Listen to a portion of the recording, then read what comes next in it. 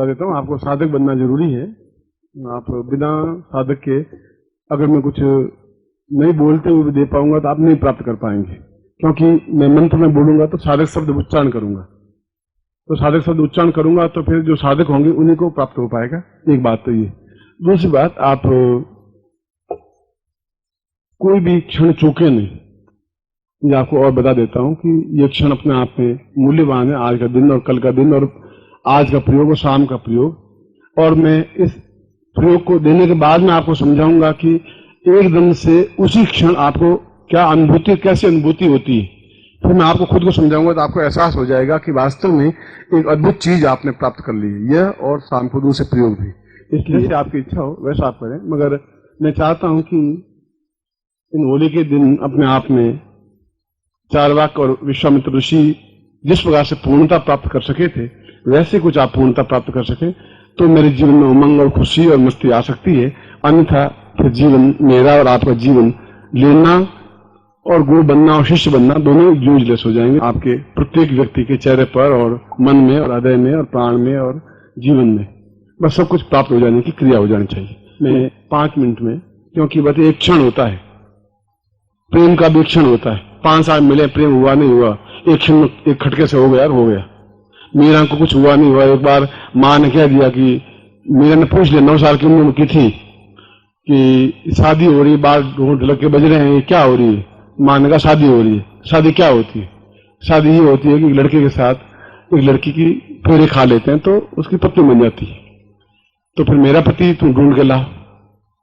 तो कृष्ण की पूजा कर रही थी, उसने कहा ये बैठे तेरे पति। और कौन से पति?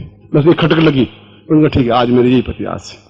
उसके बाद में उसको दूसरा कुछ कहने का शब्द मिला ही नहीं, तो आपको दूसरा कहने की जरूरत भी पड़ेगी नहीं। एक खटक लगी जिंदगी में, एक बात कही और हो गई। एक कोई दीक्षा दे दी, एक प्रयोग कर दिया, हुआ और समाप्त हो गया। फिर उस प्रयोग को दूसरी बार हो नहीं पाएगा, कर भी नहीं पाऊंगा, करना चाहता भी नहीं हूं। इसलिए प्रत्येक क्षण आपके लिए मूल्यवान है। अब आप उसको कितने उमंग के साथ लें या सोच के लें वो तो आपकी इच्छा की बात है, मगर ये सब क्षण आपके लिए मूल्यवान है। मैं विशेष दीक्षा दे देता बोले।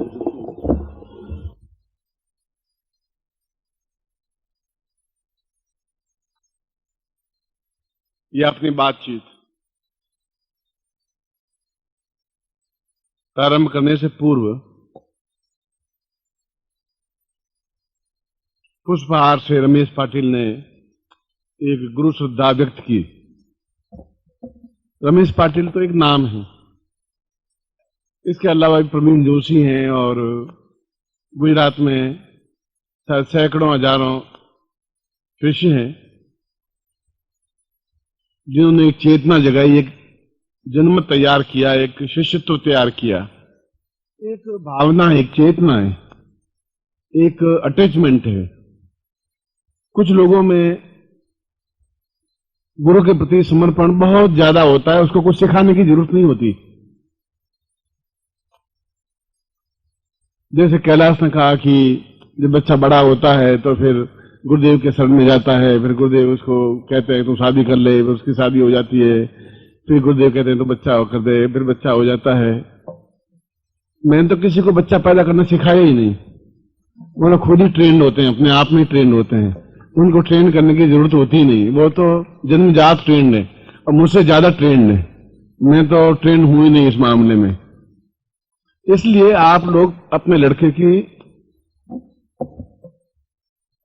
विवाह करते हैं, शादी नहीं करते। शादी तो वो अपने आप कर लेता है पहले से ही, शादी करने की आपको जरूरत नहीं है। आप तो केवल बाद में एक फॉर्मेलिटी पूरी कर लेते हैं कि चलो शादी कर लो, इस शादी से कर लेते हैं। मगर यह शादी करना और विवाह बंधन में बंधना या संतान पैदा करना या जो कुछ भी है, यह भी जीवन का एक आवश्यक तत्व है, होना ही चाहिए। होना चाहिए, मालूम पड़ना चाहिए क्या चीज है ये भी कोई चीज होगी तो जरूर। इसलिए अगर शादी नहीं करेंगे तो मन में खटक रह जाएगी कि साली और थी, क्या होती है, क्या होता है। प्रेम भी कर ही डालना चाहिए, चाहे जूते पड़े पर कर डालना चाहिए। मन में ये जाए शादी एक प्रेम कर लिया बस। इसलिए जो जीवन में जो भी इच्छाएं भौतिक रही हैं, मैं आपके साथ में हूं। जूते पड़ेंगे तो मैं पास में खड़ा रहूंगा, आप चिंता मत करिए। मैं कोई हस्तक्षेप करूंगा नहीं, ना तो मैं रोकूंगा उसको, ना आपको रोकूंगा, रोकूंगा कुछ नहीं, मगर आपको बिल्कुल ज्ञान हो जाएगा कि प्रेम कैसे होता है, कैसे किया जाता है। और शास्त्रों में कहा है कि सबसे अभागा व्यक्ति वो होता है जिसकी पत्नी सुंदर होती है, वो सबसे अभागा होता है, कि उसको हरदम चिंता रहती है मेरी पत्नी सुंदर है, साले को गड़बड़ हो गया तो क्या होगा, तो बड़ी गड़बड़ हो जाएगी। वो ऑफिस में से बीच में एकदम से 3 बजे आएगा दौड़ करके, क्योंकि 2:30 बजे मालूम है लंच है, अब 3:30 बजे जाओ, मालूम तो पड़े क्या गड़बड़ है, फिर 3:30 बजे जाएगा, फिर 5 बजे आएगा, फिर कभी 9 बजे आएगा, हरदम उसको खटक बनी रहेगी। चारवाक ने कहा है कि श्रेष्ठतम पुरुष वो होते हैं जो कुरूप स्त्री से शादी करते हैं, कोई तकलीफ और कोई दूसरी चिंता, काली हो, कुरूप हो, दांत निकले हुए हो, ऐसी हो, बस आप बिल्कुल ऑफिस में बैठे रहे, आपको चिंता करने की जरूरत ही नहीं है। चारवाक की पत्नी बहुत ही असुंदर थी, जितने ऋषियों की किसी की पत्नी इतनी असुंदर नहीं हुई जितनी चारवाक की पत्नी असुंदर थी। इसे चारवाक को कोई चिंता ही नहीं थी, और उसने कम से कम 110 श्लोक लिखे, और उसमें लिखा है कि पत्नी कैसी होनी चाहिए। पहले तो अपनी पत्नी का गुणगान किया है, वर्णन किया है कि मैं बहुत सौभाग्यशाली हूं कि तेरे जैसी अद्वितीय पत्नी मुझे मिली। और पत्नी के वर्णन में उसने लिखा है, मैं एक छोटा सा श्लोक जो उसका प्रारंभिक श्लोक है, 5वां 6वां श्लोक है, वह श्लोक वर्णन कर रहा हूं, फिर अपनी बात आगे रखूंगा आपको। लंबोदरम पूर्वमदैव देवम स्त्रियं च नेत्रं भवतां गजैव दन्तोष्ठ मुक्ति वरदं तदैव प्रणम्यं प्रणम्यं निर्भय प्रणम्यं। उसने कहा कि मैं तो बहुत सौभाग्यशाली हूं, मेरी स्त्री जैसी सुंदर स्त्री इस पृथ्वी पर एक ही पीस पैदा किया और फिर संचा तोड़ दिया। भगवान ने दूसरा पीस पैदा ही नहीं किया, एक बन करके मेरे गले बांध दी।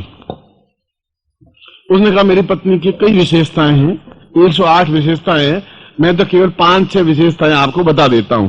अपने शिष्यों को कह रहा था। उसने कहा कि एक तो मेरी पत्नी केवल 3.5 फुट की है, इसलिए कोई चिंता है ही नहीं, पूरी लंबी चौड़ी है नहीं। दूसरी, मेरी पत्नी की दूसरी विशेषता यह है कि उसकी आंखें इतनी छोटी छोटी है कि पता ही नहीं पड़ता कि आंखें है कि नहीं, बस बहुत मीन सी आंखें हैं उसकी। तीसरी, मेरी पत्नी के होठ 1.5 फीट बाहर निकले हुए होते हैं, 1.5 इंच, इतने लंबे चौड़े होठ निकले, ऊपर का होठ की नीचे का होठ भी। चौथा, फिर भी दांतों की इतनी विशेषता है कि होठों को तोड़ के भी बाहर निकले हुए 2 दांत। पांचवी, मेरी पत्नी की आवाज सुनने के बाद में आसपास के लोगों ने मकान छोड़ के चले गए, क्योंकि जब वो बोलती है तो या तो वो रुई ठूंसते हैं या फिर मकान तो पास में सब मकान सस्ते मिलते हैं, मतलब बाहर मकान मिलते हैं 150 रुपए और यहां मकान मिलते हैं 5 रुपए, क्योंकि मेरी पत्नी की वजह से ये सब कुछ हुआ, शिष्यों को आराम मिला है। छठी, मेरी पत्नी की विशेषता यह है कि उसके वो जितनी बार भी बाल झाड़ती है तो गंजी होती रहती है, तो साल भर बाद बिल्कुल ठीक हो जाएगी। सातवीं, वह पत्नी मुझसे इतना अधिक प्रेम करती है कि मेरी तरफ ताकती नहीं और न भी मैं ताकता हूं। और सातवीं, उसने 3 बार संतान पैदा किया, 3 संतान एक साथ पैदा किया। इसलिए मैं अपनी पत्नी को प्रणम्य करता हूं, और ऐसी पत्नी मिले, आपको भी मिले जो कुंवारे हों, ऐसा ही मैं आपको प्रणम्य करता हूं। अब आप खुद सोच लिए कि कहां आप कितने अभागे हैं कि ऐसी सुंदर पत्नी के लिए ढूंढ रहे हैं, और वो कितना चारवाक सुंदर है, अपना श्रेष्ठ है, कोई चिंता है, इनको फिक्र है, और सुंदरतम पत्नी मिली है। मगर उस सुंदरतम पत्नी को भी अद्वितीय 2 शब्द है, सुंदर और कुरूप। सुंदरता की कोई परिभाषा नहीं है, कुरूपता की कोई परिभाषा नहीं है। सुंदरता वह है जो अपने आप में एक पुरुष को अत्यंत श्रेष्ठतम लगे, वह सुंदर है। नारी सजती इसीलिए, सौंदर्य इसीलिए करती है कि कोई उसको एक कमेंट पास कर दे, कोई कह दे कि तुम बहुत सुंदर लग रही हो आज, बस उसके पूरा जीवन या पूरा दिन उसका बहुत अच्छा। आप पत्नी बहुत सुंदर शब्द के आए, और आप ध्यान नहीं दो, तो वो कहते साला एक कैसा आदमी है साला, कुछ ये तो कहता है कि साड़ी अच्छी लगी यार तुझे, बहुत अच्छा पहना है, ड्रेस बहुत अच्छी पहनी है, तो बहुत अच्छी लग रही, कुछ तो बोले। ये तो साला ठूंठ है, बोलता ही कुछ नहीं है, ये तो साला गधा बीता है। और ऐसी स्त्रियां कहती है कि साहब आप कम से कम हमारी आलोचना करती रहती है, कि पुरुषों की भी क्या करो, उसको भी समझाया करो। इसलिए चार्वाक ने भी पत्नी के बारे में 100 से ज्यादा श्लोक लिखे। आप कम से कम 100 बार तो प्रशंसा कर ही लीजिए, 5 बार प्रशंसा कर लीजिए, मगर चार्वाक ने फिर भी उसको अत्यंत सुंदर बनाया, अद्वितीय बनाया। और सौंदर्य की परिभाषा काम शास्त्र में, काम प्रयोग में लिखी हुई है कि वह सुंदर हो, लंबे बाल हो, चेहरा हो, अंडाकार चेहरा हो, होठ हो, आंख हो, कान हो, क्या हो। और पुरुष के सौंदर्य के बारे में भी लिखा है। मैं इस प्रसंग को इसलिए छेड़ा है कि जीवन में जो कुछ न्यून है और जीवन में बहुत कुछ अच्छा है, न्यून को न्यून ही कहा जाएगा। अगर अभाव है तो उसको अभाव ही कहा जाएगा। जो पूर्णता है तो पूर्णता ही कही जाएगी। अगर पुत्र नहीं है तो पुत्र नहीं है। आप उसको जबरदस्ती गोद लेकर के भी पुत्र को फिर पुत्र नहीं कह सकते, वह उसका अभाव कहलाएगा। उस अभाव को दूर कैसे किया जाए, उस कुरूप स्त्री को या कुरूप पुरुष को, कई पुरुष ऐसे होते हैं जिनको देखने की इच्छा होती है कि वास्तव में पुरुष है, पौरुष है। अब तो देखने को कम मिलते हैं, मगर पौरुषता भी अपने आप में एक सौंदर्य है। एक एहसास होता है कि पुरुष सौंदर्य है। अब तो जो पुरुष हैं वो पुरुष हैं या अर्धनारीश्वर हैं, दोनों में से कोई एक है। आधा तो उसका नारी का अंग है, आधा पुरुष का अंग है। गाल पिचके हुए हैं और आंखें धसी हुई हैं, चश्मा चढ़ा हुआ है, ऊंचा नीचा करता रहता है। कोई लड़की को भी ढंग से देखने के लिए 3 बार चश्मे को ऊंचा नीचा करके देखना पड़ता है कि ये खड़ी कौन है। अब उसको पुरुष किस दृष्टि से कहा, किस साइड से पुरुष कहा जाए, मैं कुछ समझता नहीं हूं। फिर पुरुष का अर्थ क्या है, क्या मतलब पुरुष किसे कहते हैं?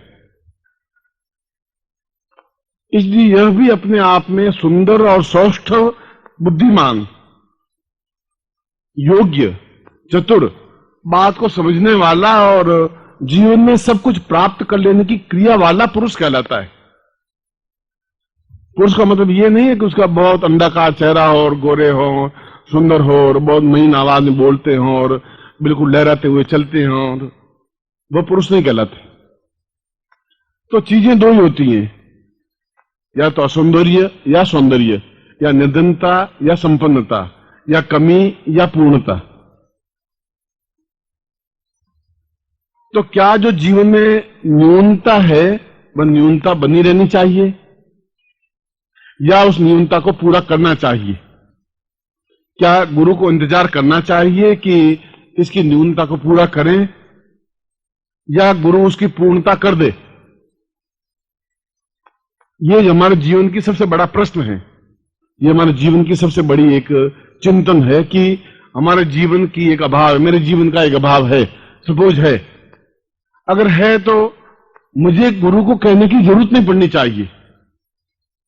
गुरु को ध्यान रखना चाहिए कि अगर मेरे जीवन की कोई न्यूनता है तो मुझे गाइड करे, मुझे सलाह दे, मुझे मार्गदर्शन करे और फिर अपने प्रयत्नों से उस कमी को दूर कर दे।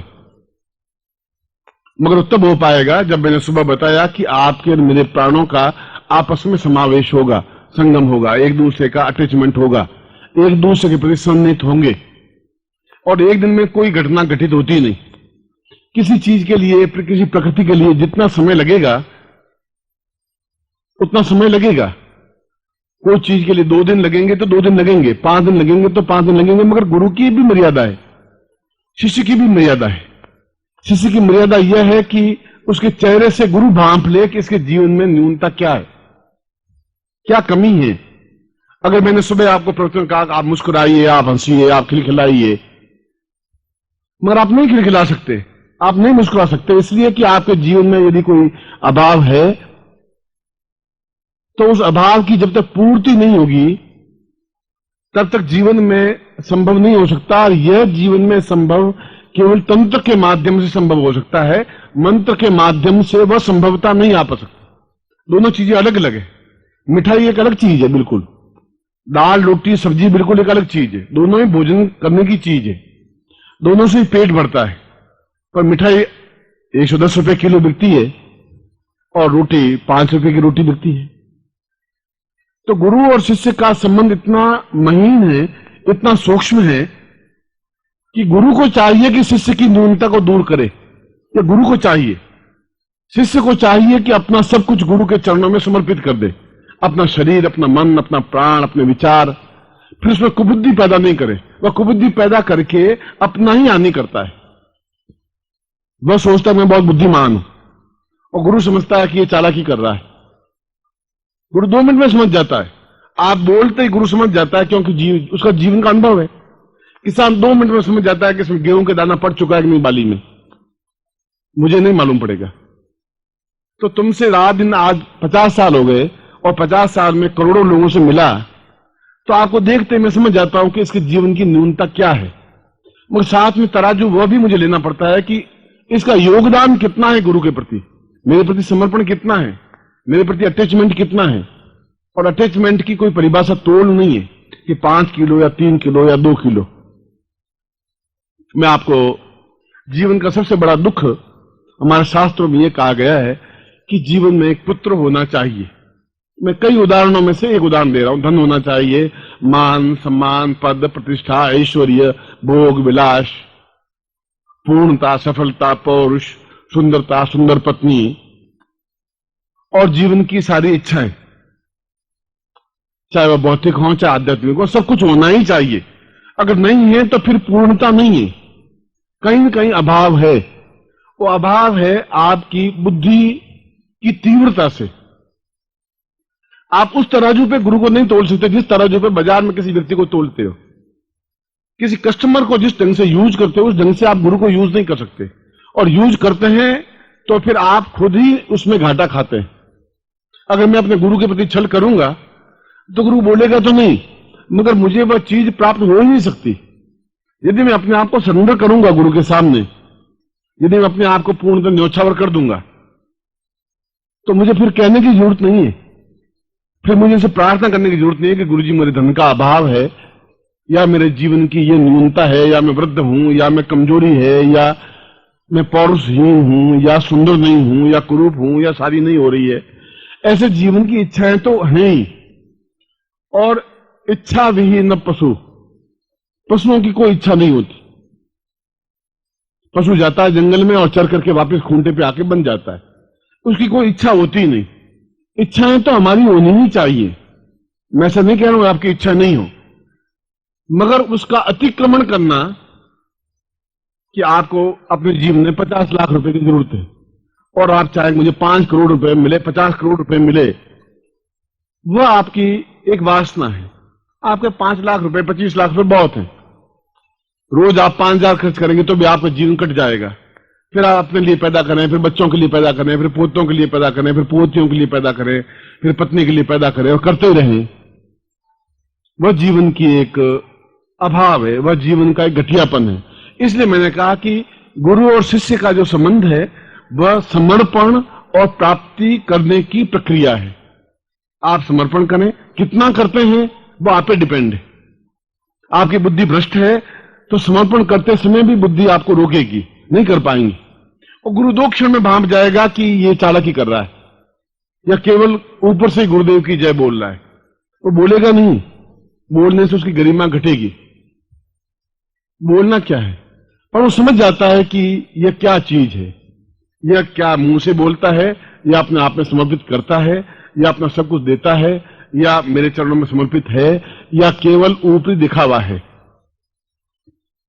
तंत्र के माध्यम से टोटल असंभव कार्यों को, कि जो जीवन में संभव नहीं है, यह हो ही नहीं सकता, वह तंत्र के माध्यम से हो सकता है। और तंत्र कहने के पीछे मेरा यह नहीं है कि कोई शमशान में जाए और कोई शमशान की साधना करे, या कोई कपाल साधना करे, या खोपड़ी की साधना करे, ये तंत्र है ही नहीं। ये ऐसा शास्त्रों में कहीं लिखा ही नहीं है। तंत्र तो अपने आप में एक वृत्ति है, एक साधना है, एक क्रिया है, एक मनोवृत्ति है, एक चिंतन है। मंत्र को करने की एक पद्धति है। भोजन कैसे किया जाए इसकी आप देखेंगे, दो आदमियों को भोजन करते समय तो दो आदमी अलग अलग तरह से भोजन करेंगे। एक आदमी ऐसा भोजन करेंगे जहां इच्छा ही नहीं होती उसके पास भोजन करने की। एक आदमी इतना सुरुचिपूर्ण ढंग से भोजन करता है कि उसके पास बैठने की इच्छा होती है। ये लड़की बहुत सुंदर होती है, उससे बात करने की इच्छा ही नहीं होती, चाहे वो सुंदर है। ये लड़की कम सुंदर है मगर फिर भी उसके जबान में, उसकी बातचीत में, उसके कहने के अंदाज में एक लोच होती है, एक अंदाज होता है, कहने की एक शैली होती है और इच्छा होती है कि इसके पास घंटे, 2 घंटे, 4 घंटे सुने। यदि आपकी आंख में कोई गड़बड़ नहीं है, कोई वास्ता नहीं है तो। और क्या ऐसा संभव है? मैं तो केवल आपको एक उदाहरण दिया है कि हमारे जीवन की जो भी आवश्यकताएं हैं वह होनी ही चाहिए, पूर्ति, और पूर्ति होनी चाहिए और अपने आप में पूर्ण सफलता प्राप्त होनी ही चाहिए। मैं आपको एक आज जो अरुण आया है, अरुण खड़ा हो, इस समय इसकी उम्र 60 से ज्यादा है, शायद 62 होगी या 65 होगी या 64 होगी, अंदाजन इतनी ही। और आपने इसको नहीं देखा होगा, 3-4 साल से नहीं देखा होगा। तो मैंने कहा अरुण तुम्हारे पुत्र होना चाहिए। उसने कहा गुरुजी पुत्र होने का तो सवाल ही नहीं है। आप भी वैसे बात कर रहे हैं कि पुत्र 55 साल की उम्र में, तो डॉक्टर भी मना कर देते, it's not fit for you that you would be earn a son. अब तो तुम्हारा संतान हो ही नहीं सकती। जब तुम 55 साल के हो गए हो तो तुम्हारी पत्नी 52 साल की तो हो ही गई होगी, 53 साल की तो हो ही गई होगी।